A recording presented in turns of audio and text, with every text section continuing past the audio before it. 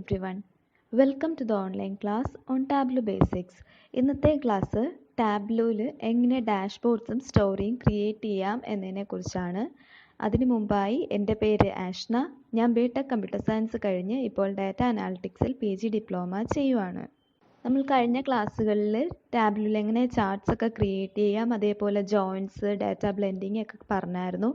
ഇന്നത്തെ ഇത് നമ്മുടെ ലാസ്റ്റ് ക്ലാസ് ആണ്. ഇതിൽ ടാബ്ലോയിൽ ഡാഷ്ബോർഡ്സും സ്റ്റോറീസും എങ്ങനെ ക്രിയേറ്റ് ചെയ്യാം എന്നാണ് പറയുന്നത്.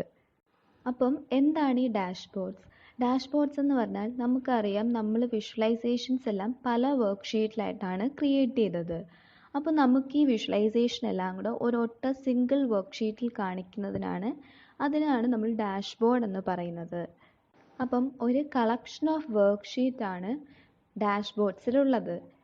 അപ്പോൾ നമ്മുടെ ഓഡിയൻസിനായാലും അല്ലെങ്കിൽ ഒരു എൻ്റെ ബിസിനസ് പ്രോബ്ലം അനലൈസ് ചെയ്യാൻ വേണ്ടിയിട്ടാണെങ്കിലും, അതല്ല നമ്മുടെ ഹയർ അതോറിറ്റി മാനേജേഴ്സിനൊക്കെ നമ്മുടെ ബിസിനസ് പ്രോബ്ലം അല്ലെങ്കിൽ നമ്മൾ ചെയ്തത് കാണിക്കാൻ ഒരു സിംഗിൾ ഡാഷ്ബോർഡ് കാണിച്ചാൽ മതി. അല്ലാതെ ഓരോ വർക്ക് ഷീറ്റ് സെപ്പറേറ്റ് ആയിട്ട് കാണിക്കേണ്ട, എല്ലാം കൂടി ഒരു സിംഗിൾ ഡാഷ്ബോർഡിൽ നമുക്ക് കാണിക്കാൻ സാധിക്കും. അപ്പം ഇവിടെ ആ പിക്ചറിൽ തന്നെ കാണാം, നമുക്ക് അത് ഒരു ഡാഷ്ബോർഡിൻ്റെ ഒരു പിക്ചറാണ്, ഒരു സ്ക്രീൻഷോട്ടാണ്. അതിൽ നമുക്കറിയാം bubble chart, bar chart, dual combination, ഇങ്ങനെ നമ്മൾ ക്രിയേറ്റ് ചെയ്ത എല്ലാ ചാർട്ട്സും കൂടി നമുക്കൊരു ഡാഷ്ബോർഡിൽ കൊണ്ടിടാൻ സാധിക്കും. അപ്പം ഈ ഡാഷ്ബോർഡ്സ് എങ്ങനെയാണ് ക്രിയേറ്റ് ചെയ്യുന്നതെന്ന് നോക്കാം. അപ്പം നിങ്ങൾക്ക് എല്ലാവർക്കും ചാർട്ട്സ് ക്രിയേറ്റ് ചെയ്യാൻ അറിയാം. ഇതിപ്പം ഞാൻ ക്രിയേറ്റ് ചെയ്ത് നമ്മുടെ ഒരുപാട് ചാർട്ട്സ്, ഏറ്റവും ബോട്ടത്തിലായിട്ട് നമ്മുടെ ഓരോ ചാർട്ട്സിൻ്റെയും നെയിം കാണും. അപ്പം നിങ്ങൾക്ക് കാണാം pie chart, bar chart, dual combination, അങ്ങനെ. അപ്പോൾ ഇവിടെ ഞാനിപ്പം ഡ്യുവൽ കോമ്പിനേഷൻ ചാർട്ടാണിത്. നെക്സ്റ്റിൽ ക്ലിക്ക് ചെയ്യുമ്പം നെക്സ്റ്റ് ഞാനിവിടെ ബബിൾ ചാർട്ട് ക്ലിക്ക് ചെയ്ത് ഞാൻ ഓൾറെഡി ക്രിയേറ്റ് ചെയ്ത് വെച്ചിരിക്കുന്നതാണ്. അപ്പം ഡാഷ്ബോർഡ്സ് ക്രിയേറ്റ് ചെയ്യാൻ വേണ്ടിയിട്ട് നമുക്കറിയാം, വർക്ക് ഷീറ്റ് എടുക്കാൻ നമ്മൾ ആ പ്ലസ് സൈനിൽ ക്ലിക്ക് ചെയ്യാറുണ്ട്. അപ്പം ഡാഷ്ബോർഡ് ക്രിയേറ്റ് ചെയ്യാൻ അതിൽ രണ്ടാമത്തെ പ്ലസ് സൈനിലാണ് ക്ലിക്ക് ചെയ്യേണ്ടത്. 3 പ്ലസ് സൈനാണുള്ളത്. അതിൽ ആദ്യത്തേത് വർക്ക് ഷീറ്റ് ക്രിയേറ്റ് ചെയ്യാൻ, രണ്ടാമത്തേത് ഡാഷ്ബോർഡ്സ് ക്രിയേറ്റ് ചെയ്യാൻ, മൂന്നാമത്തേതാണ് സ്റ്റോറി ക്രിയേറ്റ് ചെയ്യുന്നത്. അപ്പോൾ നമ്മളിവിടെ ഡാഷ്ബോർഡ് ക്രിയേറ്റ് ചെയ്യാനായിട്ട് രണ്ടാമത്തേൽ ക്ലിക്ക് ചെയ്തു. അപ്പോൾ ആ ബട്ടണിൽ ക്ലിക്ക് ചെയ്യുമ്പോൾ ഇതുപോലെ ഒരു പേജ് വരും. അതിൽ ലെഫ്റ്റ് സൈഡിൽ നിങ്ങൾക്ക് കാണാം ഡിവൈസ് പ്രിവ്യൂ. അത് ക്ലിക്ക് ചെയ്യുമ്പം നമ്മൾ ഇതിൽ നിന്നാണ് വ്യൂ ചെയ്യുന്നത്. സപ്പോസ് ഫോണാണോ, ഡെസ്ക്ടോപ്പ് ആണോ, ടാബ്ലറ്റ് ആണോ, ഇതിൽ നിന്നാണ് വ്യൂ ചെയ്യുന്നതെന്ന് വെച്ചാൽ അത് ചൂസ് ചെയ്ത് കൊടുക്കുക. പിന്നെ സൈസ് എന്ന് പറയുന്നത് ഡിസ്പ്ലേ സൈസ്, ഡാഷ്ബോർഡിൻ്റെ ഡിസ്പ്ലേ സൈസിനെ അഡ്ജസ്റ്റ് ചെയ്യാൻ വേണ്ടിയിട്ടാണ്. മൂന്നാമത്തത് നമ്മൾ ക്രിയേറ്റ് ചെയ്തിട്ടുള്ള ഷീറ്റ്സിൻ്റെ എല്ലാം ഒരു ലിസ്റ്റാണ് അവിടെ ഷീറ്റ്സിൻ്റെ അണ്ടറിൽ വരുന്നത്. അതുപോലെ നമുക്ക് നമ്മുടെ ഡാഷ്ബോർഡിനെ റീനെയിം ചെയ്യാം. അതൊന്നെങ്കിൽ ആ ഡാഷ്ബോർഡിൻ്റെ അവിടെ റൈറ്റ് ക്ലിക്ക് ചെയ്യുക, അതിൽ റീനെയിം ഷീറ്റ് എന്ന് പറയുന്ന ഒരു ഓപ്ഷൻ വരും. അതിൽ ക്ലിക്ക് ചെയ്ത് നമുക്ക് ഷീറ്റിനെ റീനെയിം ചെയ്യാം. അതല്ലാന്നുണ്ടെങ്കിൽ ആ ഡാഷ്ബോർഡിൽ ഡബിൾ ക്ലിക്ക് ചെയ്താലും നമുക്ക് ആ ഷീറ്റിൻ്റെ പേര് എഡിറ്റ് ചെയ്യാനായിട്ട് സാധിക്കും. അപ്പം ഇവിടെയാണ് നമ്മൾ ഡാഷ്ബോർഡ്സ് ക്രിയേറ്റ് ചെയ്യുന്നത്. ഞാൻ മുമ്പേ ക്രിയേറ്റ് ചെയ്തിരിക്കുന്ന പൈ ചാർട്ട് ഇവിടെ ഷീറ്റ്സിനകത്ത് ആ ഒരു ഓപ്ഷൻ കണ്ടില്ലേ, അവിടുന്ന് ഞാൻ ഇവിടെ പൈ ചാർട്ടിനെ ഡ്രാഗ് ചെയ്ത ഡാഷ്ബോർഡിലോട്ട് ഇട്ടു. നമ്മുടെ ഷീറ്റിൻ്റെ സൈസ് നമുക്ക് അഡ്ജസ്റ്റ് ചെയ്ത് കൊടുക്കാം. അപ്പം അത് ആ ഷീറ്റിൽ ജസ്റ്റ് ക്ലിക്ക് ചെയ്ത് അതിനെ നമുക്ക് ജസ്റ്റ് അങ്ങോട്ടും ഇങ്ങോട്ടും ഡ്രാഗ് ചെയ്താൽ മതി. ഇവിടെ ഞാൻ പൈ ചാർട്ടിനെ ജസ്റ്റ് ഒന്ന് വലുതാക്കി കാണിച്ചെന്നേ ഉള്ളൂ. നെക്സ്റ്റ് ഞാനിവിടെ ബാർ ചാർട്ടിനെ ഡ്രാഗ് ചെയ്യാൻ ബാർ ചാർട്ട് ക്ലിക്ക് ചെയ്യുക, അതിനെ ഡ്രാഗ് ചെയ്ത് നമുക്ക് എവിടെയാണ് പ്ലേസ് ചെയ്യേണ്ടതെന്ന് വെച്ചാൽ അങ്ങോട്ട് ഡ്രാഗ് ചെയ്ത് ഇട്ടാൽ മതി. അപ്പോൾ ഞാനിവിടെ 2 ചാർട്ടിനെയും ഡ്രാഗ് ചെയ്തിട്ട് നമുക്ക് 2 ഷീറ്റ് ഇവിടെ ഡാഷ്ബോർഡിൽ കാണാൻ സാധിക്കും. അങ്ങനെ ഞാൻ ഇവിടെ ഇതുപോലൊരു ഡാഷ്ബോർഡ് ക്രിയേറ്റ് ചെയ്തു. നമുക്ക് ഇവിടെ ഇപ്പം ഞാൻ 4 ഷീറ്റാണ് ഡ്രാഗ് ചെയ്തിട്ടത്. നമുക്ക് ഏതൊക്കെ ഷീറ്റ് ഡാഷ്ബോർഡിൽ വേണം എന്ന് വെച്ചാൽ ആ ഷീറ്റൊക്കെ ഡ്രാഗ് ചെയ്ത് നമുക്ക് എവിടെ പ്ലേസ് ചെയ്യണമെന്ന് വെച്ചാൽ പ്ലേസ് ചെയ്യാം.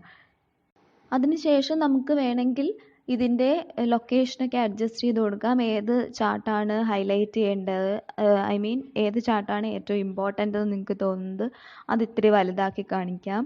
അങ്ങനെ നമുക്ക് സൈസ് അഡ്ജസ്റ്റ് ചെയ്ത് കൊടുക്കാൻ സാധിക്കും. അപ്പം ഞാൻ എൻ്റെ ഫൈനൽ ഡാഷ്ബോർഡ് ആ 4 ചാർട്ടിനെ അഡ്ജസ്റ്റ് ചെയ്ത് ഇങ്ങനെ ഒരു നീറ്റ് ഫിഗറിൽ ആക്കി. അപ്പം ഇങ്ങനെയാണ് ഡാഷ്ബോർഡ് ക്രിയേറ്റ് ചെയ്യുന്നത്. നെക്സ്റ്റ് നമുക്ക് സ്റ്റോറി എങ്ങനെയാണ് ക്രിയേറ്റ് ചെയ്യുന്നതെന്നാണ് പറയുന്നത്. നേരത്തെ ഞാൻ പറഞ്ഞിരുന്നു, ഏറ്റവും ബോട്ടത്തിൽ നമുക്ക് 3 പ്ലസ് സൈൻ ഉണ്ട്. അതിൽ ഫസ്റ്റാണ് worksheet, new worksheet എടുക്കാം. രണ്ടാമതാണ് നമ്മളിപ്പം ഡാഷ്ബോർഡ് ക്രിയേറ്റ് ചെയ്യാനായിട്ട് യൂസ് ചെയ്തത്. മൂന്നാമത്തേതാണ് സ്റ്റോറി.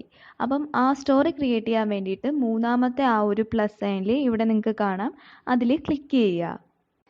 അങ്ങനെ ക്ലിക്ക് ചെയ്യുമ്പോൾ ഇതുപോലെ ഒരു സ്റ്റോറി ബോർഡ് നമുക്ക് വരും. ഇവിടെയാണ് നമ്മൾ സ്റ്റോറീസ് ക്രിയേറ്റ് ചെയ്യുന്നത്.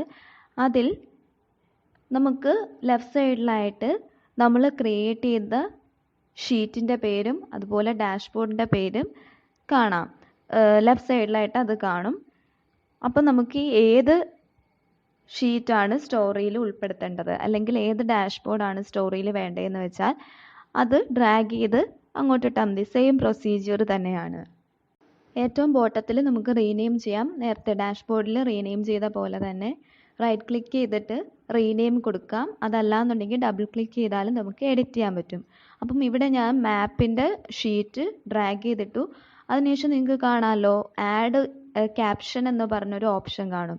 അവിടെ നമുക്ക് എന്താ ഡാഷ്ബോർഡ് അല്ലെങ്കിൽ ആ ഷീറ്റിനെ പറ്റി എന്താണ് പറയാനുള്ളത് എന്ന് വെച്ചാൽ അവിടെ ടൈപ്പ് ചെയ്യാനായിട്ട് പറ്റും. അതാണ് ഒരു കുഞ്ഞു സ്റ്റോറി അല്ലെങ്കിൽ എന്താ നമുക്ക് അതിനെപ്പറ്റി പറയാനുള്ളതെന്ന് വെച്ചാൽ അത് നമുക്കവിടെ ടൈപ്പ് ചെയ്യാം. അപ്പം അങ്ങനെ ഞാനിവിടെ ടൈപ്പ് ചെയ്തത് case study on order quantity in the United States. ഇതാണ് ഞാനിപ്പം ഇവിടെ ക്യാപ്ഷനിൽ ആഡ് ചെയ്തത്. അതുപോലെ നമുക്ക് എന്ത് വേണമെങ്കിലും അവിടെ ടൈപ്പ് ചെയ്യാം. ആ ഒരു ഷീറ്റിനെ പറ്റി അല്ലെങ്കിൽ ആ ഒരു ഡാഷ്ബോർഡിനെ പറ്റി നമുക്ക് എന്ത് ഇൻക്ലൂഡ് ചെയ്യണമെന്ന് വെച്ചാൽ അവിടെ ടൈപ്പ് ചെയ്യാം. അതിനുശേഷം അതിൻ്റെ ഒരു കണ്ടിന്യൂവേഷൻ അല്ലെങ്കിൽ നെക്സ്റ്റ് ഷീറ്റ് അല്ലെങ്കിൽ ഡാഷ്ബോർഡ് ആഡ് ചെയ്യാൻ വേണ്ടിയിട്ട് ലെഫ്റ്റ് സൈഡിലായിട്ട് 2 ഓപ്ഷൻ കണ്ടില്ലേ, ബ്ലാങ്ക്, ഡ്യൂപ്ലിക്കേറ്റ്. അതിൽ ബ്ലാങ്ക് ക്ലിക്ക് ചെയ്യണം. ബ്ലാങ്ക് ക്ലിക്ക് ചെയ്യുമ്പോൾ ഇതുപോലെ പേജ് വരും. ഇതിനകത്ത് നമുക്ക് നെക്സ്റ്റ് ഷീറ്റിനെ അല്ലെങ്കിൽ ഡാഷ്ബോർഡ് നമ്മൾ നേരത്തെ ക്രിയേറ്റ് ചെയ്ത ഡാഷ്ബോർഡിനെ വേണമെങ്കിൽ ഡ്രാഗ് ചെയ്തിടാം. അതല്ല ഏത് ഷീറ്റാണെന്ന് വെച്ചാൽ അതിനെ ഡ്രാഗ് ചെയ്തിടാം. എന്നിട്ട് അതിനുശേഷം അതിനെപ്പറ്റി പറയാനുള്ളത് നെക്സ്റ്റ് നിങ്ങൾക്ക് കാണാൻ സാധിക്കുന്നുണ്ടല്ലോ, ആഡ് എ ക്യാപ്ഷൻ. നമ്മൾ നേരത്തേൽ ക്ലിക്ക് ചെയ്താൽ കേസ് സ്റ്റഡി ഓൺ ഓർഡർ ക്വാണ്ടിറ്റിയിൽ ക്ലിക്ക് ചെയ്താൽ നേരത്തെ ആ ഒരു ഷീറ്റിലേക്ക് പോവും.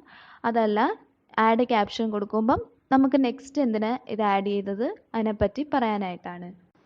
അങ്ങനെ നെക്സ്റ്റ് ചാർട്ടിനെ ഡ്രാഗ് ചെയ്തിട്ടു. എന്നിട്ട് അതിൻ്റെ ക്യാപ്ഷൻ ആഡ് ചെയ്യുക. അങ്ങനെ നമുക്കിനി നെക്സ്റ്റ് ഒരു ഇത് ആഡ് ചെയ്യണമെങ്കിൽ പിന്നെയും ബ്ലാങ്ക് ക്ലിക്ക് ചെയ്യുക. അപ്പോൾ പുതിയൊരു ഷീറ്റ് വരും. അതിലേക്ക് നമുക്ക് എന്താണ് ഡ്രാഗ് ചെയ്തിടേണ്ടതെന്ന് വെച്ചാൽ അത് ഡ്രാഗ് ചെയ്യുക, ക്യാപ്ഷൻ കൊടുക്കുക. പിന്നെ ആ ഡ്യൂപ്ലിക്കേറ്റ് എന്ന് പറയുന്ന ഓപ്ഷൻ എന്ന് വെച്ചാൽ നമ്മളിപ്പോൾ ഈ ക്രിയേറ്റ് ചെയ്ത സെയിം ആ ഷീറ്റ് തന്നെ നെക്സ്റ്റ് സ്റ്റോറി അതിൻ്റെ ഒരു കണ്ടിന്യൂവേഷൻ ആയിട്ടും വരണമെങ്കിൽ നമ്മൾക്ക് ഡ്യൂപ്ലിക്കേറ്റ് ക്ലിക്ക് ചെയ്യുക. ഡ്യൂപ്ലിക്കേറ്റ് ക്ലിക്ക് ചെയ്യുമ്പോൾ നമ്മളിപ്പോൾ ക്രിയേറ്റ് ചെയ്ത ക്യാപ്ഷനും സ്റ്റോറിയും തന്നെ ആയിരിക്കും പിന്നെ അടുത്തതിലും വരുന്നത് നെക്സ്റ്റ് ഒരു ഇതായിട്ട്. അപ്പം ഇങ്ങനെയാണ് സ്റ്റോറീസ് ക്രിയേറ്റ് ചെയ്യുന്നത്. അപ്പം എല്ലാവരും ട്രൈ ചെയ്ത് നോക്കുക. ഡാഷ്ബോർഡ്സ് ക്രിയേറ്റ് ചെയ്യുന്നതും സ്റ്റോറി ക്രിയേറ്റ് ചെയ്യുന്നതും ഫസ്റ്റ് ചാർട്ട്സ് ഒക്കെ ക്രിയേറ്റ് ചെയ്ത് ഡാഷ്ബോർഡും സ്റ്റോറിയൊക്കെ ക്രിയേറ്റ് ചെയ്ത് നോക്കുക. അപ്പോഴേ കൂടുതൽ മനസ്സിലാവത്തുള്ളൂ. നമ്മുടെ കോഴ്സ് ഈ ഒരു ബേസിക് കോഴ്സ് ഇതോടെ തീരുവാണ്. അപ്പം എല്ലാവർക്കും താങ്ക് യു. ബൈ.